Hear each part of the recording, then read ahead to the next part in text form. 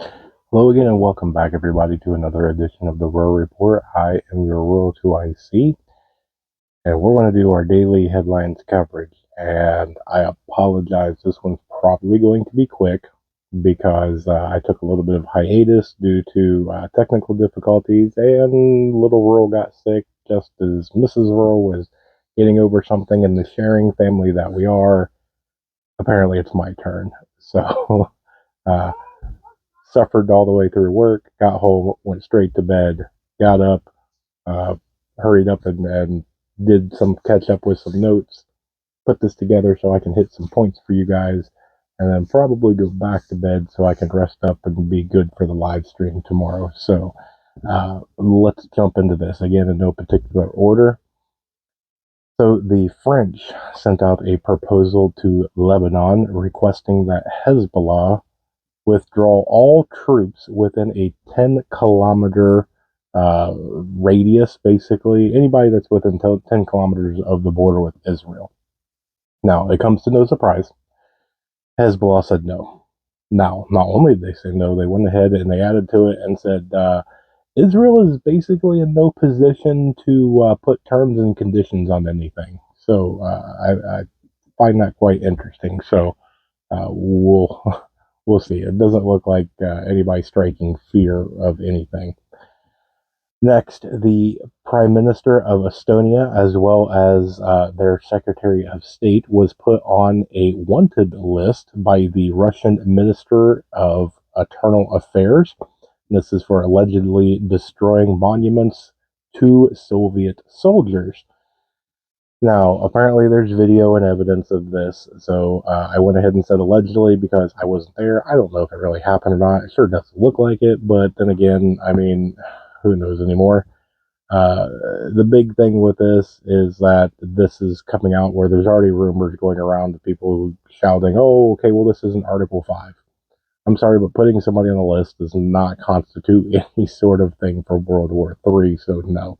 And it goes into that whole thing.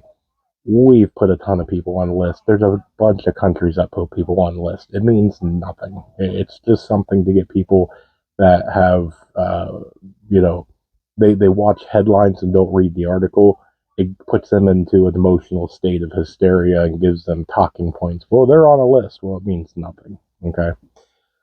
Next, in Belgium, farmers took what they're estimating to be roughly about 500 tractors and blocked Europe's second largest port. So they're still going strong over there. Now, just to keep this in mind, there's airports in France that are currently blocked, as well as some oil depots also in France. The borders between Poland, Ukraine, and Germany are blocked by a bunch of these farmers and truckers and different other people. Logistics centers of grocery stores are blocked in Germany and as well as in France and Spain, really. Uh, and I could go on and add to this list. The big thing is you're hearing it from me. Are you hearing any of this from mainstream media? Why the silence on this? Give that some thought tonight or tomorrow or whatever you're watching this. A major cyber attack hit Iran. This basically disrupted the Iranian parliament's websites. Not much has come out about that. Kind of the whole article was they got hit. That's about it. So it's a little secretive.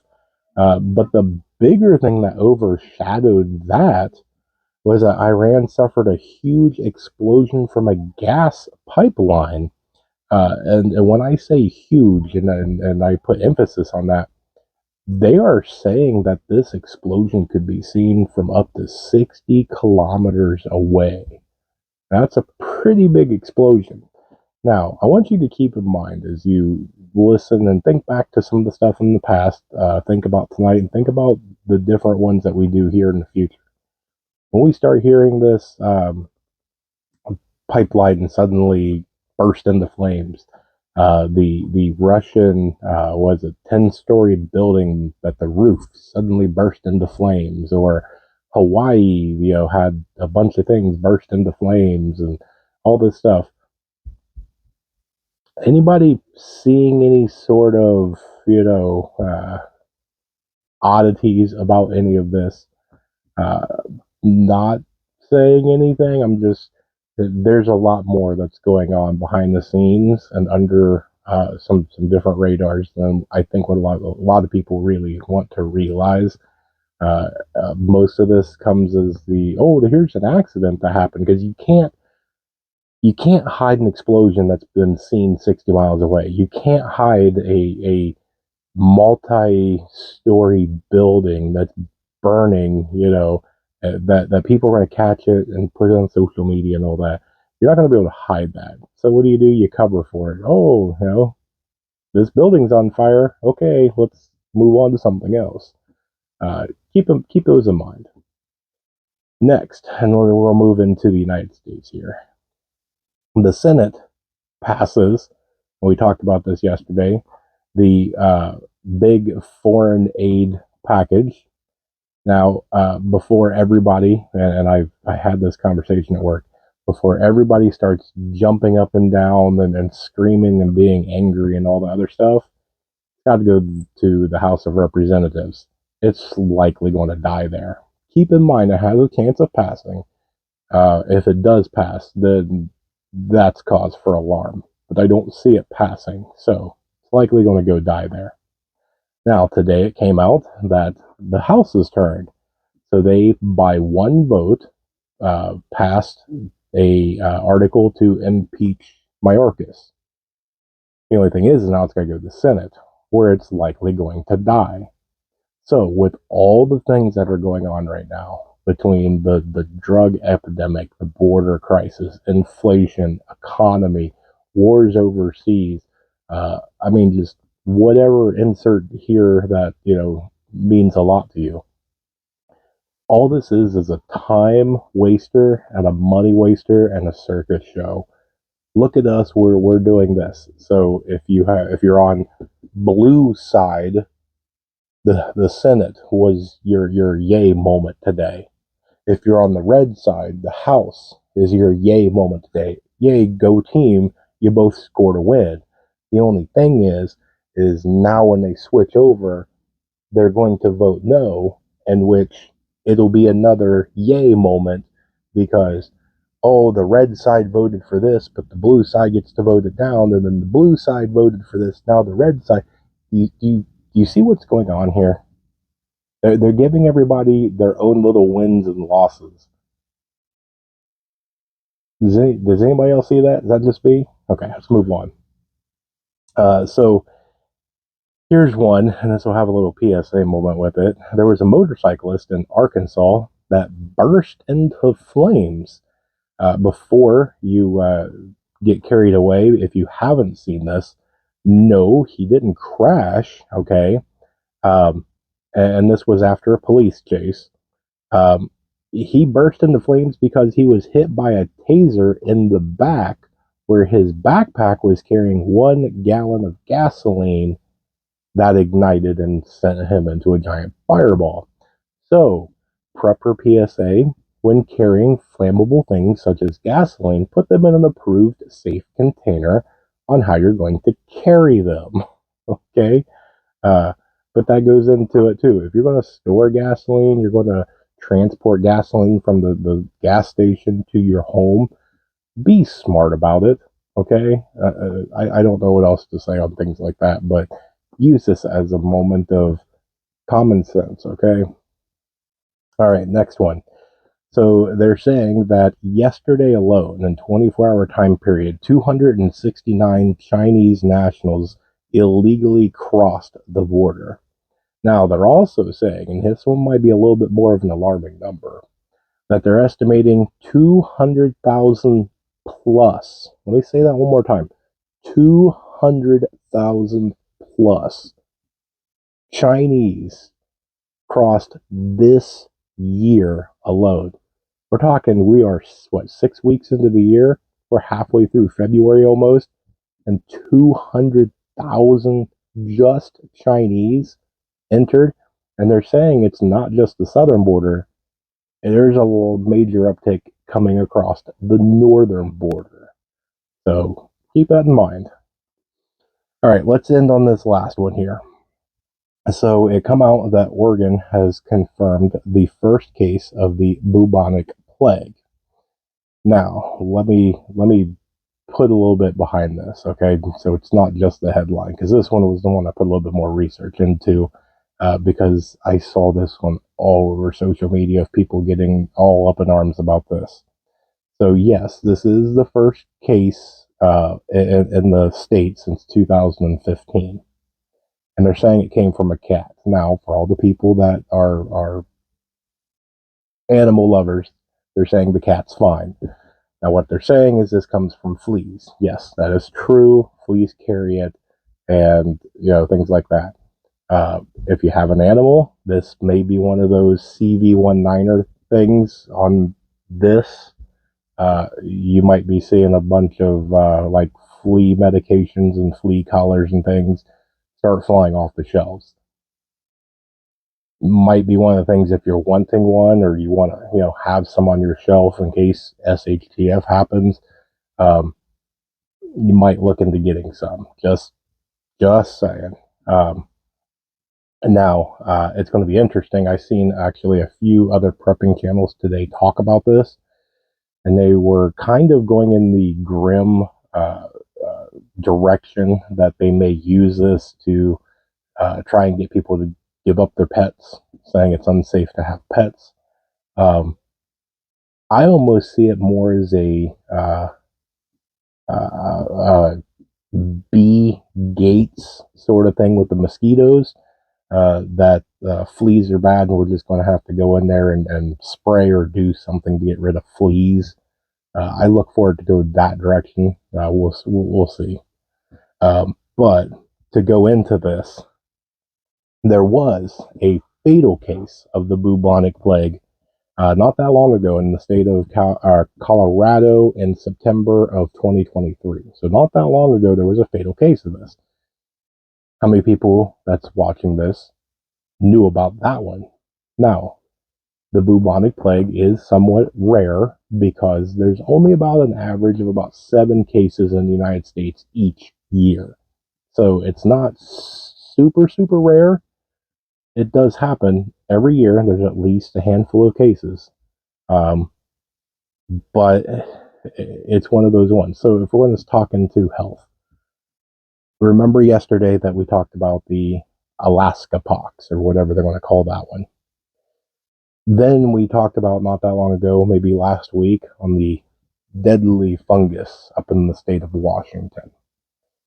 Well, I did see something interesting from the WHO, and they were making a speech where they said that the world is not prepared for disease X. And there was a pause. And then he went on and said, or disease Y or disease Z. Why are we continuing on? I thought disease X just meant that the disease that we don't know about yet. Why are we naming them Y and Z? Maybe I'm reading too much into it. I don't know. Maybe it's the cold and sinus medications that's getting me into it. But going off onto that. So I want to try and bring these in. So I've got a few people that do not like the news segments that I put out. They're like, this is a prepping channel. What does this have to do with prepping? Well, you have to know what's going on. Intel is one of the biggest things when it comes to prepping. You cannot guess what it is. You can't say, well, I'm going to prep for a flood. Well, if you're not getting intel that it's actually going to be a forest fire, you're prepping for the wrong thing. And so you need to gather intel as much as possible. That's what this is about. It's about getting things from around the world because we're all interconnected in the world and around the United States to see what's going on in other parts of the United States, as well as maybe some of this hits home for you. But I do want to try and pick a story out or two of every day and bring it into the prepping realm. So let's go ahead and talk about healthcare. Obviously, no one plans on getting sick. Okay, but it happens. And especially when we're talking about things like cold and flu. it spreads. And especially it's going to be one of them things. If you're talking long-term SHTF, then you're going to be in close quarters with several people. And as soon as one person gets it, it's going to be inevitable. You're not going to be able to have the healthy lifestyle to where you're going to be eating exactly the right calories, exercising, getting the exact amount of sunshine, clean water, full night's rest. I mean, you're going to be in worse condition, so you're probably going to get sick easier, and you're probably going to get sick a lot more often. So all the people that will take and go through and have medication stocked up, that's great, but it's finite. What is your backup plan to that? Now, if you have none, I would encourage you to go get some. There's a lot I would like to say and recommend, but just for the sake of legal purposes, I can't sit here and tell you that an expiration date may or may not mean something on there. But it's one of those ones. When you're talking about it, one of the big things is going to be medicinal. What is around you? What can you do that is natural? Because once your cold and flu and all that run out, you're not going to be able to pick up the phone and order more. You're not going to be able to go to the store and order more. You're not going to be able to go to your neighbor's house and borrow some or whatever. Uh, it's not going to take very long before a lot of these pain medications, uh, anything for cold and flu, anything like that, is going to be a very hot commodity for bartering. People are so used. We've lived generation after generation of being extremely comfortable. The slightest headache, the slightest twinge in your eye, the itch of the nose, anything, and you pick a pill or you swallow some liquid or whatever, spray some nasal, whatever. The point of it is we've gone through and we've done so much to medicate the slightest of anything. There's no more muscle through it. There's no more all natural. Now I know some of you do all natural as well as I do. I'm talking for most people. Uh, and so it comes into it. If you're talking long-term SHTF, then what can you honestly have?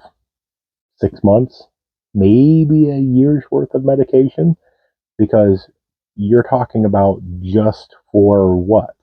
One person? A couple of people? What happens if your mag grows? What happens if you have an accident and you everybody gets sick, and so everybody's taking it? Boom, boom, boom, boom. It's running out really quick. What happens if you spill the bottle, or a mouse chews on it, or whatever? It's one of those that it's a false sense of security to have a bunch on hand and say, I'm prepared for it. Um, I know a lot of people go in and do first responder training. Great. Trauma training. Perfect. I fully support it. But I don't see a whole lot of people taking basic medication and basic, kind of like mom doctoring, if you will, that here's a boo-boo, let's make sure it's cleaned, let's make sure it's properly covered, and things like that. Everybody wants to grab a tourniquet and learn how to do sutures and sew up something and chest bandages. And who's the boo-boo person? Because that's the one that you're really probably going to have to worry about. That splinter that gets infected, that scrape on your knee gets infected. The little tiny things. Those are the troubling ones. And if you don't have that kind of mom figure around that's going to go, hey, we need to wash this and we need to properly take care of it and cover it and keep it safe and clean. Um, the same thing with somebody that's sick. Somebody that's going to go check up on them, know the symptoms, to be able to touch somebody and go, ooh, you're running a little bit warm. You're not real hot. You're not a huge concern, but you're running warm, and we need to do something. Here, let's go ahead and get you started on some honey or some hot homemade tea as a remedy. There's a lot into this that I think a lot of people kind of miss out on or overlook. And we may do a whole show on that just to do it. So, but that's all I've got for you today, because this went a lot longer than what I wanted. I'm closing my book now. Um, I'm going to bed. So if you made it this far, including me, because I'm going to take it, you rock. I appreciate you spending a little bit of time for me. I apologize if these videos are coming out late. It's just what it is for right now. You have to bear with me. But thank you again for spending a little bit of time with me. I hope you guys have a really great rest of the day, of whatever day you're watching this on. God bless each and every one of you. Stay tuned. There's definitely more information to come. Pray for me for my sickness. And above all else, please remember to remain united, because we're all prepping in this together.